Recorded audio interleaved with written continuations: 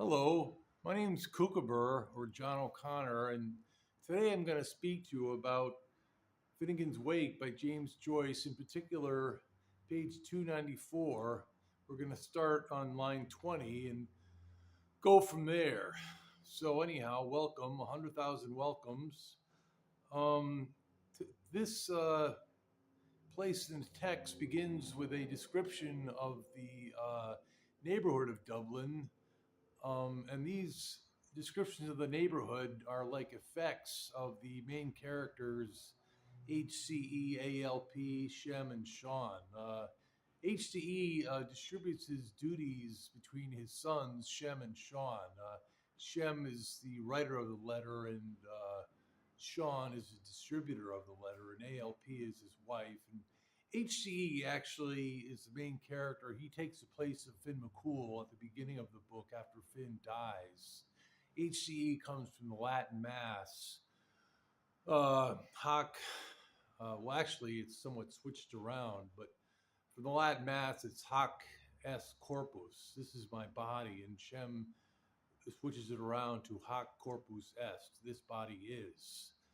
So we start out with Mary Owens, who comes from the neighborhood Marion. Mary Owens. Mary means wish for child, and Owens means noble. So that's for Marion. And then we have Dolly Monks, which is from Dollymount, and Dolly Monks has a sort of epicene flavor to it. And then we have Blake Roach, which basically, excuse me, they're sea-sidling to edge his cropulence. So Mary Owens and Dolly Monks are sea-sidling to edge HCE's cropulence or corpulence. They're sea-sidling to edge or judge his sins. And then Blake Roach, because Sean's sins are whatever, anyhow. So Blake Roach speaks to William Blake, who's this is for Black Rock, the neighborhood of Black Rock. And Blake is a spiritual rock in himself. He was a mysticist, much like Shem himself. And then we have Kingston, which is where Shem or Stephen Dedalus in Ulysses lives at the beginning in the Martello Tower. Dunleary was renamed Kingston after the visit of King George IV in 1821. And then we have Dockrell, which is a decorator store in Dublin, and that's a pun on doggerel. So we have Blake, Shem, and their doggerel. And these Oris sent him from a Furts. Oris is refers is ear in Latin, and aura means breeze in Latin. So we both smell and hear HCE from a Furts, from a smell. Furts is German for smell. And orison is Latin for pray. So we're smelling and hearing him and perhaps praying about him from a Furts, from a fart. And that's this Popocatépetl, which is a Mexican volcano, but Shem renders it Papacocopatl. So it's a maybe cocoa or a pot of cocoa or something. But anyhow, it's a volcano, and this volcano is known as Abraham Bradley King, who was the Lord Mayor of Dublin when King George IV visited the city in 1821. So we have ting, ting, ting, ting, and that ting is Scandinavian for a meeting place. So I guess Abraham Bradley King is a meeting place in and of himself. And then we have Bene, but Thunder and Turf, it's not all over yet. It's not Oliver. It's not Oliver Cromwell yet. One recalls Byzantium. The mystery repeats itself to date as our callback mother, Gaudiana. So the mystery is Byzantium, the storied city on the where Constantinople was to be founded. Um, so the mystery is Byzantium, and it repeats itself. Now, God, Gaudiana is a pun on Gautama, the Buddha, and basically she's our callback or coal black mother. And Gautama, as an Asiatic, is sort of feminine in nature. She's also liquid, being Asiatic, like the Guadiana, the Spanish River. And he suffuses Dublin with the mystery of Byzantium. It's almost as if uh, Byzantium represents the sublation whereby Buddha, Gautama, becomes Dublin. The text now continues that was daughter to a tanner, and tanner represents or symbolizes tenor, which means the law, like the Ten Commandments. And so that implies the law and fertility. And then we have used to sing, as I think, now and then continuously over her posset pot. The Druids used to sing, actually, when they taught. Whether or not over their posset pot is another thing altogether. Posset was hot milk curdled with wine. Anyhow, she used to sing in her quaer homo locus humminbas, Hester di and Ister di forever. So again, she, the Buddha, sorry about that, Buddhists, but in her queer homo locus humminbas, Hester di and Yister di and forever. Now, homo locus is a pun on homo logos, which is what Yeshua is considered, the word man. Here, Buddha is not the word man necessarily, but a word man. He's also homo locus, which means a place man. It's as if Buddha becomes Asia. Also, it may have something to do with Bergson's notion of thought spatializing things, but I'm not quite sure about that. And then we have Hester di and Esther di and forever. So Buddha is temporizing as he speaks. And then Vanisas Vanistatum, vanity of vanities. And this is the despair of Buddhism, sort of the impermanence of Buddhism. He rejects the Atman, the notion that the Atman is one with Brahman, that all Hindus believe in, or devout Hindus. And I mean, even it's sort of odd because the only thing that lasts from one incarnation to the other is karma, and even karma is not eternal. And it says in the Tibetan Book of the Dead that nirvana is samsara. So it's sort of a sad state of affairs. Now, there's a Buddhist that lives down the hall from me that could probably contradict everything I'm saying. But anyhow, so then we have vanity of vanities, and then we said in a night, for a night of a thoughts and yours, and a day, and yours could be rendered yules. But this refers again, for the first time, this is coming up in this lecture. The Yeats's A Vision, in which historical night is spoken of, which has lapsed since Finn McCool has passed or died for 2,000 years. And Finn McCool is none other than James Joyce himself. He was Finn McCool. And he's been laid dormant for 2,000 years. It also implies the Arabian Nights, and it also inverts Peter, chapter 3, verse 8, in which he says, a day to the Lord is as 1,000 years. But here he inverts it as a night of a thoughts and yours in a day. So then we have, as the great Shakespeare puns it, Shakespeare, as in sphere, puns it. Now, this again pertains to something in A Vision by Yeats. this sphere, it's called the 13th cone as well. It is ultimate reality, ultimate spiritual reality. Now, according to Yeats, you know, it seems to move around us, but we move around it. And I'm beginning to think it's not just spatial, but it's also temporal as well. This ultimate reality. And for instance, I've written down here, Avond was air a while, and Avond is a Dutch word for evening. But Avond was where Shakespeare, Stratford upon Avon, was where he was born, and perhaps he represented some kind of ultimate reality. So Buddha and shopkeeper, shopkeeper is what Shem calls Shakespeare. Buddha and shopkeeper are as differing as clocks and keys. I mean, one was austere, that is the Buddha, at least after his enlightenment. The other one died after having a few beers with friends, that is Shakespeare. Nevertheless, Buddha seems to be a part of this sphere. He seems to be the stuff of this thoughts and yours in a day, or thoughts and yours.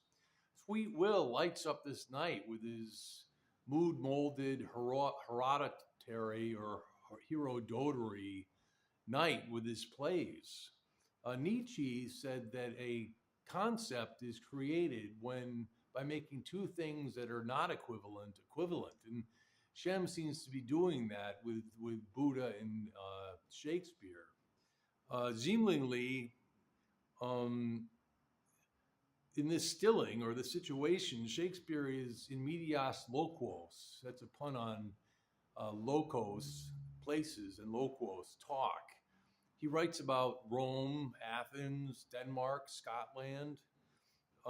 He is within the Buddha, plying his trade with his aratur calamon.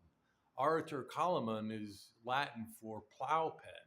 Surely Shakespeare really did have a plow pen, but it's also a pun on aratur calamon, the hermit who sheltered the young Buddha. And then we should take thanks that European end meets end. And that's Europe's end, Europeans end meets India, or end is Latin for then, now meets then. One word of Shakespeare is like one of Sankyamundi, as Shem calls the Buddha. Me can or no me can, Zot is the quiz tune. That's what Shem renders the to be or not to be soliloquy of Hamlet. Here he's saying my ken or my kin or not my kin. Zod is the quiz tune. Each speaks of Padma, briders, and sweetsters. Now, Padma is Sanskrit for lotus, but in this case it means our parents, Pod, father, and Ma, mother. And briders and sweetsters is brothers and sisters. It's like the river, the Guadiana that we were speaking of earlier, or Gaudiana, as Shem would have it, the Amnis Domine, the river of the lady. Ultimately, Shakespeare could be seen as Shem himself, Shem the penman, Jingle Joyce. However, this Shakespeare, this ultimate reality, doesn't always have benign ramifications. And I know Lamfodder's arm has coincidences, but Lou Lamfodder was the long arm Lou was the god of Celtic god of sun and genius. It's also Shem here uses it as the long arm of coincidence. But it was a coincidence, for instance, and maybe it's more than a coincidence. Maybe it's the 13th cone. But Shakespeare played Old Noel in Ben Jonson's play Every Man in His Humor. And Cromwell, Oliver Cromwell, was called Old Noel, and he visited Grewsham Undergang on the Irish. He would say, to Connaught or hell, if it has a brogue, kill it. So it's a veil of tears. Anyhow, the text continues. In effect, I remumble from the Yules gone by, purr little murr of my hind, so she used indeed. And basically what I get from this is, from Yules gone by, that every quotation of Shakespeare I have written here mirrors Christmas for the author. So continue with this Shakespeare, however, there is another cant to the questy. It pertains to Blake's mythology and the person of Los, he who keeps the divine vision in times of trouble. Shem himself, writing between that blue moon dag between World War I and World War II, he kept the divine vision in times of trouble. And there is in Blake's drawings a picture of Los resting from his labors with his hammer in front of a black sphere. And this sphere represents Albion, or Albion. And this could be Shem resting from his labors, toiling as Los before the soul of Finn, who was himself creating himself out of, writing the mystery of himself as in furniture, as used to say. And then we have also in the ancient Egyptian mythology, we have Ta, the blacksmith. Hashem would say, Amen Ta. And Blake also thought that the imagination was the body of Yeshua, too. So anyhow, be that as it may, since every time we quote Shakespeare, we're celebrating Christmas, according to Shem. We're, among other things, celebrating, we're at the same time, Gaudiana is giving us Sunday clothes, as it says in the text, which are synonymous with Santa Claus. These are hung up for Tate and Common, which to are Shem and Sean as Tutankhamun.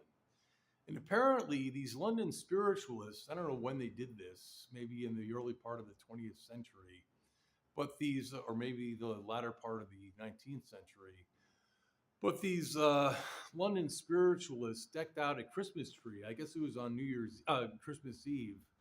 They decked out a Christmas tree with presents addressed with tags to these deceased boys and girls. And that night, they heard little girls and boys laughing and opening the presents. And then the next day, the presents were still there, unopened. So ostensibly, these souls of these kids had come and, ostensibly opened the presents and so forth. So very interesting. And this speaks to Tutankhamun, the boy king, who was the son of Akhenaten, I think. And, he had all these accoutrements in his grave, to accompany him on the journey after death into the second head up, they call it. And so it's very interesting. So then we have, she's also going to, and she snuffed out the ghost in the candle at his old game of Haunt the Sleeper, and which doesn't make sense to me because the candle is there to make sure the ghost isn't there to haunt the grave. So it doesn't make much sense to me. And then Faithful Departed. In a way, that's Shem and all the dead that he manuscribes Patrick or Patrick. Patrick is Danish for in print. That's the Faithful Departed. And one thing I was thinking of earlier is, it's funny because Thucydides felt at his time that nothing really happened before Homer. And at this time, it's strangely cult for this ceasing of the yore, but Shem pretty much thought everything happened before his time. So it's sort of ironic. And then he says, when I'm dreaming back like that, I begins to see we're only all telescopes or the Kamalium Sons. And dreaming back, again, we're going back to The Vision by William Butler Yeats, in which he talks about the dreaming back as taking place between incarnations, between death and rebirth. This dreaming back. And Shem posits this is taking place during this lifetime. And one should aver that in Somnium Scipionis by Cicero, it posits that this life that we're living now is actually death, and that after this, then that's life after we die. Like Shem says, the death you live through is the life you die to. So, anyhow, as far as the telescopes, we're like telescopes, as far as I can tell anyway, and this is how I understand it, is like when you're tristended and open like a telescope and extended, you're thinking painful, disgraceful thoughts. And when you're contracted into yourself, you're thinking easy, complacent thoughts. And when your mind's year um, is in our mind's year, we have memories of pain or disgrace when we're far out from our mind's year. If that makes any sense. And then when we're have gentle memories, we're close into our mind's ear.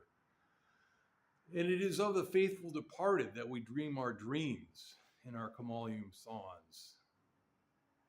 Now, Kamalium Sans is a pun on communion of saints. But here it's Kamalium Sans, the sounds we hear around us and the words we hear, and letting Thor be Orlog. Thor means thunder and sound, and Orlog is from the French clock. Let what you hear be the clock. Also is Dutch for war. So anyhow, like when I droned, I was in Derry and was woken up with thump and thunder down. So seemingly, despite our dreaming, we're for a rude awakening from the Kamalium sounds. Next, we're told to rest in peace, but to return. What a wonderful memory you have, too. Wonderful Maroi. So rest in peace, but to return. Basically, it's like what the Greeks say that knowledge is a recollection from previous incarnations. We're bringing into tomorrow what we've learned in a yester incarnation. So next, Shem brings town water and carries.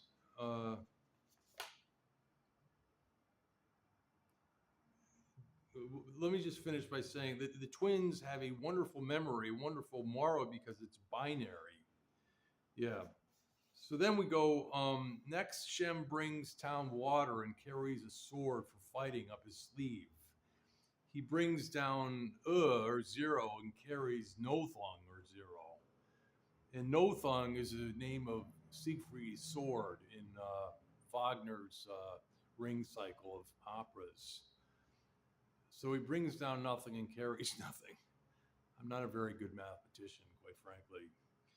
Next, in Tadidin Verbish, or in so many words, Anna draws the right-hand circle in the diagram.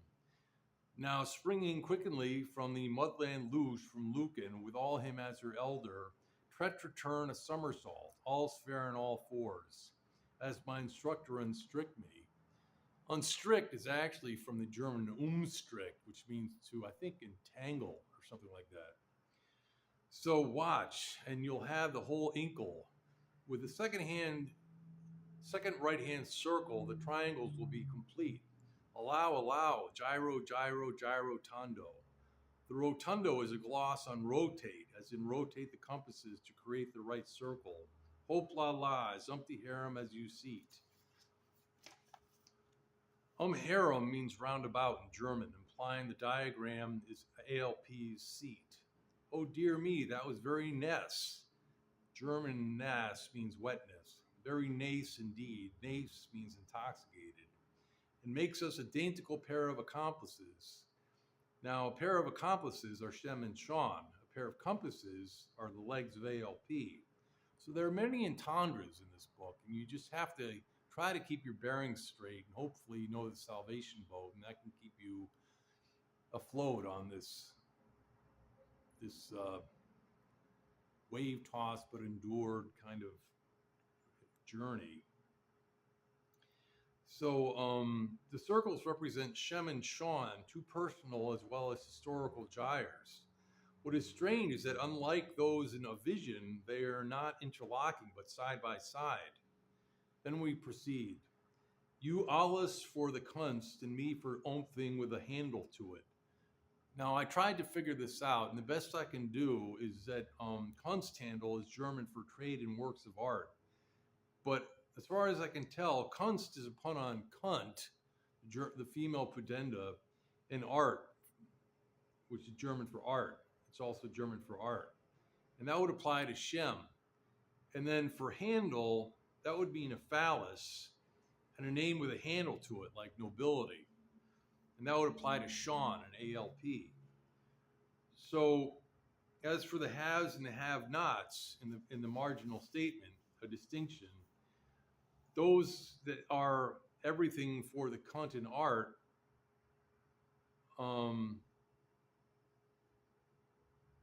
are the haves, and those that are for a noble name in the phallus are the have-nots.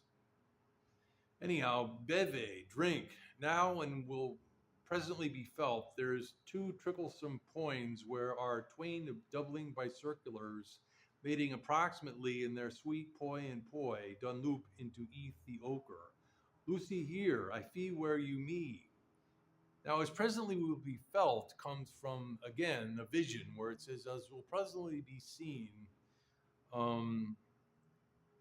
the sphere is reality. So again, we're back to ultimate reality, the sphere, or Shakespeare. So I do not understand, but somehow ALP and ALPI burgeon unto this 13th cone. And I guess looked at three-dimensionally, here we have it right here.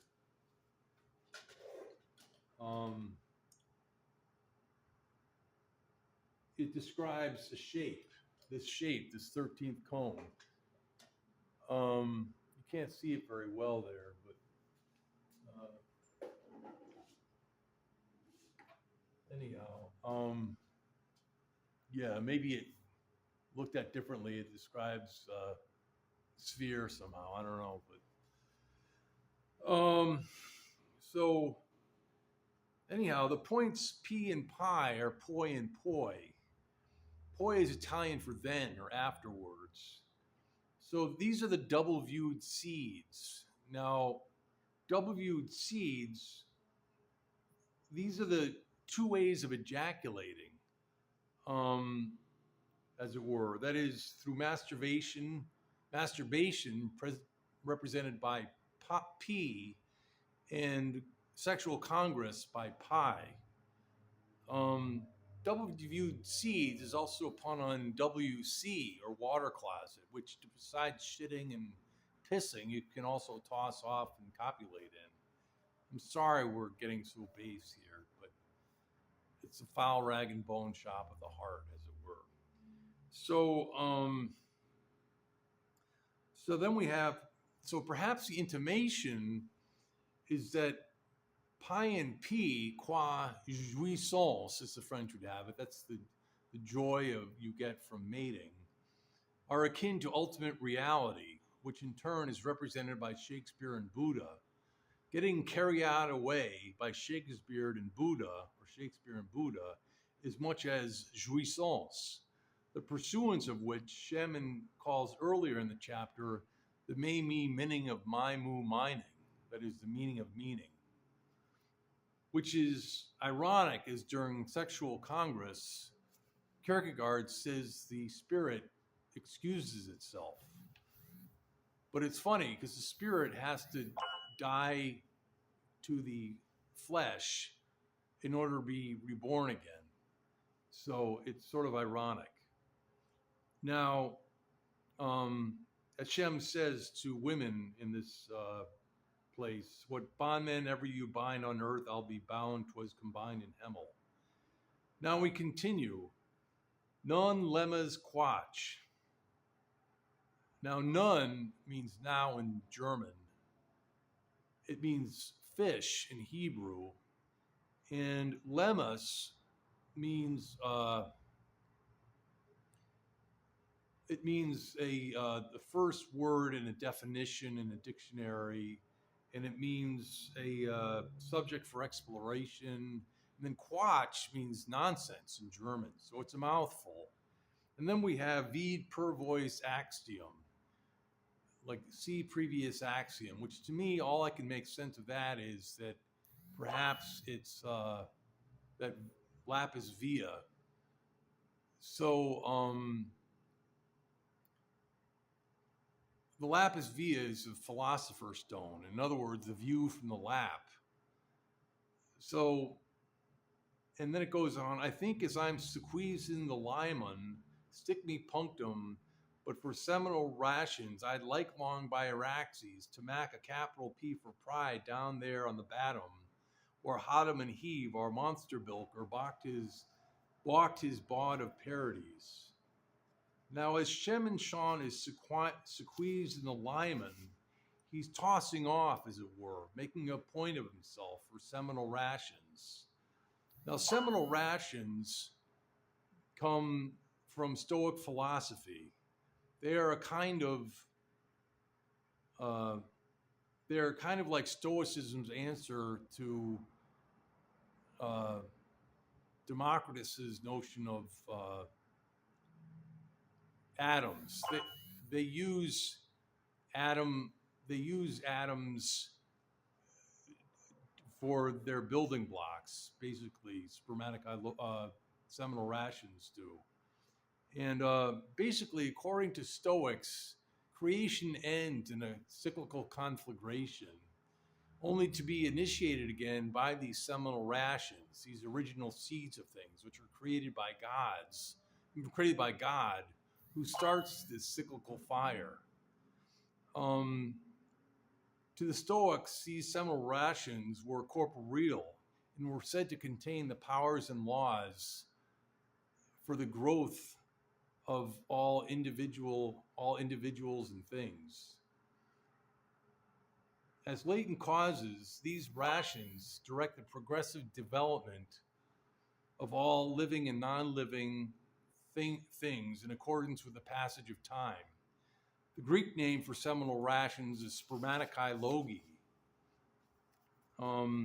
Shem appropriates seminal rations as semen, in particular as semen spilled through masturbation, and I think the subsequent words realized after this experience. Hodam, busy at work, is nevertheless wounded by Heave's scorn. To save his pride, his plight is to masturbate and bilk others. Then his ever-all-in, Heave, by the sum taken is hurt, and behaves or parodies a bawd. So now we continue. Arminius, we must go our own way with Arminius and make your modest mock pie out of humbles up your end, where your apaxogesis will be a point of order. Now, Arminius was a Dutch theologian who, contra Calvin, believed in free will. So the gist of it is that with your mock pie out of humbles, if you're humble, you may have free will. As Kierkegaard says, the will of freedom is weaker than the will of unfreedom. And as for the apexegesis, that is to make a point in an argument, you make a point of order. That is, as opposed to a pint of porter, you free yourself from alcoholism by quoting the Messiah and making a point of order. So, and then we have Zweisspaltung as fundamentalisch in the margin. Zweisspaltung as fundamentalisch of Wiederherstellung, which is glossed as bifurcation as fundamental to reconstitution, which that speaks to the diametric opposition of pi and p, which I don't fully understand. It's perhaps when the diamond shape in between the circles, you have that. And then they're reconciled when they become the delta of ALP. And then we have with the gang, groan, grunt, and a crook, click, cluck. That's the sound of a hen laying an egg. And then in my face age, kink and kirkle, trying to make keek peep. This is her visage is pink and purple. That's a PK split of Gaelic. Trying to make a new chick peep, to make peep peep. This is ALP giving birth to HCE, Sean. Also Shem giving birth to Sean, a cock's egg. And then we have, are you right there, Michael? Are you right? Do you think you can hold on by sitting tight? Well, of course, it's awful angelous. Still, I don't feel it's so dangerous. I am right here, Nickel, and I'll write. Singing the top line, why it suits me Mikey fine.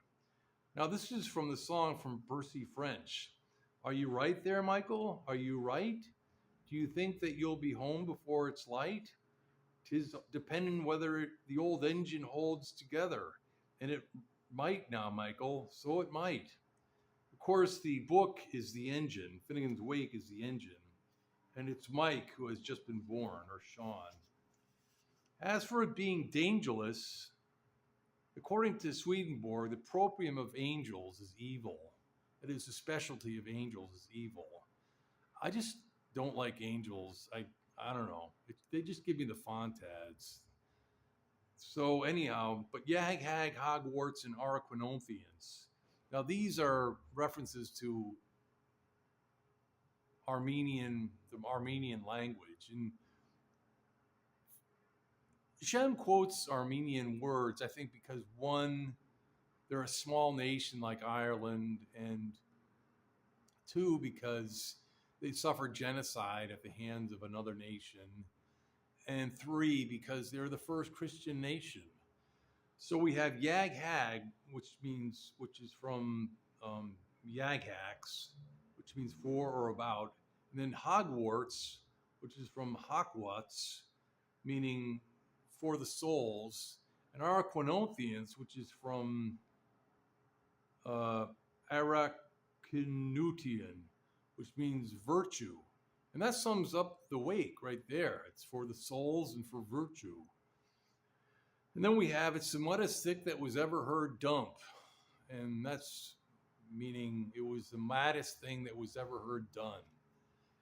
And then since egg smather got smothered in the flap of the fan, I think that pertains to coitus. Since mother being smothered by the lap of the father, the fan.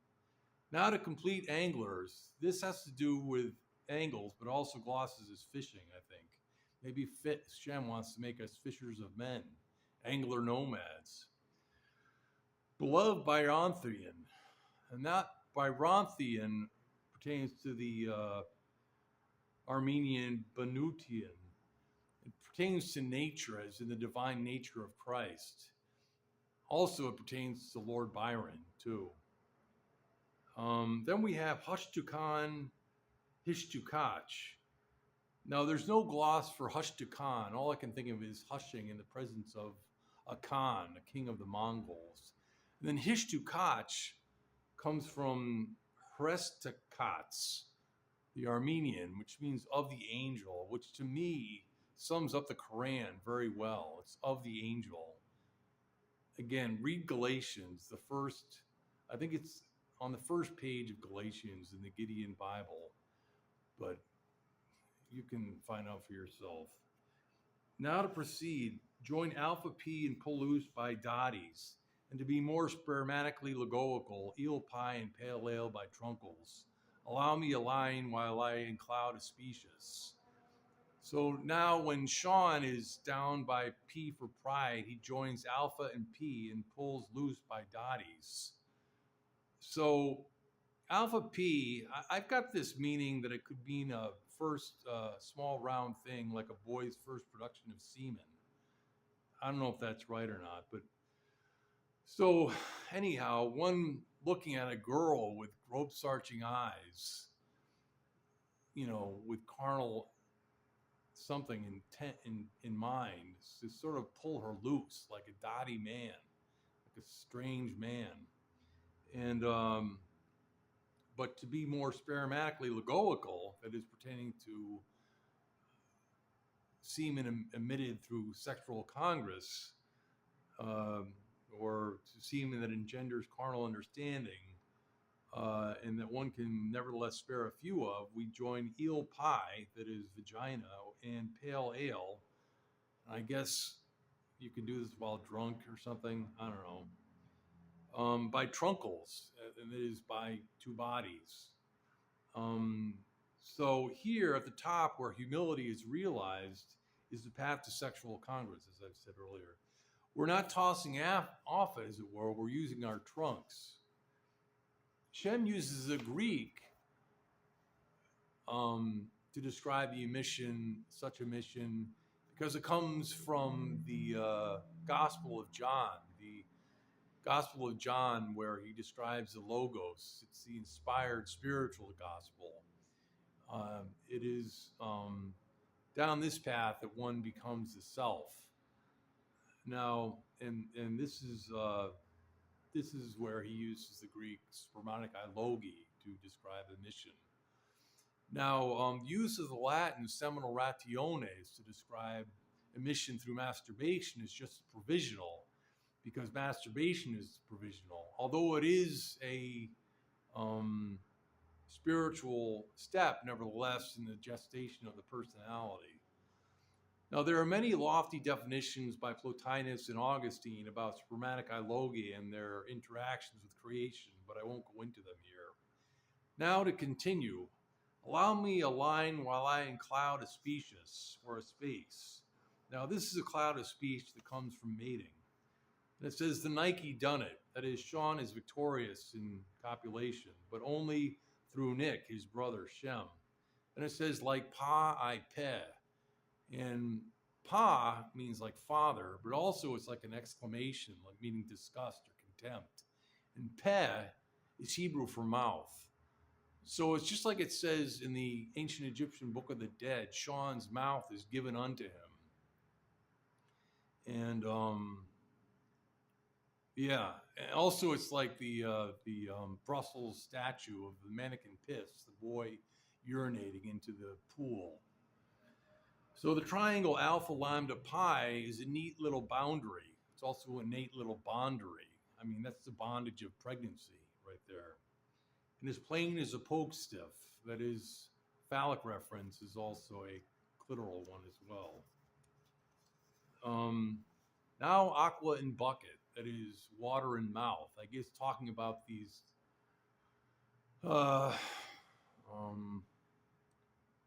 genitalia, you get water in your mouth or something, or also coitus gives a person ease of speech. And finally, this it's Finnegan's wake is the baptism of all men by the effusion of water. The speech is like water. And now Shem will make us see figuratively the womb of your eternal geomater. Now, geomater is a person that practices geometry, but Gaia mater is Mother Earth in ancient Greek. And if you flung her headdress on her from under her high-lows, you'd wheeze why Samuelson set his seal on a hexen gown. So you're flinging this over this, and you get the hexen gown, the hexagon, the Star of David, Solomon's seal. And but Shem calls him Salmon's son, and that pertains to Finnegan, or Finn McCool, who is what he was, who he is in eternity, I guess. But so Salmon's son, see, there was this fellow like a wizard. His name was Finnegas, and he caught the salmon of wisdom. And I guess Finn McCool, I don't know if he had the name, because you had to earn your name in Ireland, in ancient Ireland. I don't know if he had the name McCool yet, but young Finn, was like this guy Finnegas's lackey, and as a boy, and So Finnegan had young Finn roast this salmon on a spit over a fire, and while it was roasting, the young Finn like reached up to turn the spit or something like that, or and he pricked his thumb or something, and the juice of the salmon washed over his thumb, and Finn sucked his thumb, and he attained the wisdom of the salmon, much to the chagrin of Finnegan. But he just said, "So be it." And Finn has now attained the wisdom of the salmon. So we have salmon son here, and that pertains to Finn, but it's also a gloss on Solomon. And seal is German for soul. So salmon son, or Finn, or Solomon set his soul on a hexagon, or the Solomon seal, which we have here. But also the dotted triangle is like the shape of Donna Speranza of the nation. And that's Oscar Wilde's mother, which is this triangle here. Could reference to the Cape of Good Hope, too, on the southern tip of Africa. And it's funny because it's the second time, it's an ALP illusion as well. It's the second time in the chapter that Shem is like an ALP to hope. And another vignette in this chapter where Shem calls ALP Elpis, because Speranza is Italian for hope, and Elpis is Greek for hope. So it's sort of interesting. And then according to the McHugh, the dotted triangle also represents the veil of Isis, which is a symbol of something which hides spiritual truths and nature's secrets.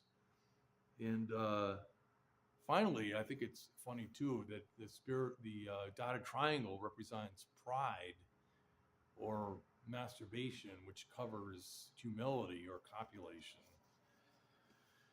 And then in the left-hand margin, it states destiny, influence of design upon. And I don't really understand that, quite frankly. The influence of carnality on destiny, I guess. I don't know. I really don't understand that. And then we have hiss, hurrah, go on, fin for fun. You spat your shower like the son of Cybernia, but let's have it. According to John Gordon, spat your shower means ejaculation qua masturbation. I'm sorry this is such a base lecture. I really am. But Songnum goes Gemermal, and as Blake said, the walls of the brothel are built with bricks of religion. And I guess maybe these are bricks of religion. I don't know, or something like that. Or I'm trying to not make bricks of religion. I don't know. Anyhow, so so subtend to me now. And me now is a Platonic dialogue in which Socrates guides an uneducated slave to geometric truths, revealing that knowledge isn't taught but remembered from the soul's past lives. So, I mean, we're all coming forth from then and now. You, me, the guy at the next table, the girl walking by you on the sidewalk. We're all coming forth from a now, or from then and now. So, like it says in the Aeneid, it talks about those who are destined to be born more than twice, must drink from the river Lethe, or forgetfulness, before they're born again. And I guess we remember as we learn. I don't know. So also the preceding could be glossed as you've had your hour like a son of Hibernia. Like you've had your play, let's get down to business, to tend to me now. And then pisk is Danish for whip, but piscus is Latin for fish. So anyhow, and then that's for another lecture. I start at, the next line is the beginning of another lecture of mine. So you'll have to tune in. But anyway, thank you for your attention. Remember, haggis good, haggis strong, haggis never say die. And remember the salvation boat. So have a pleasant season.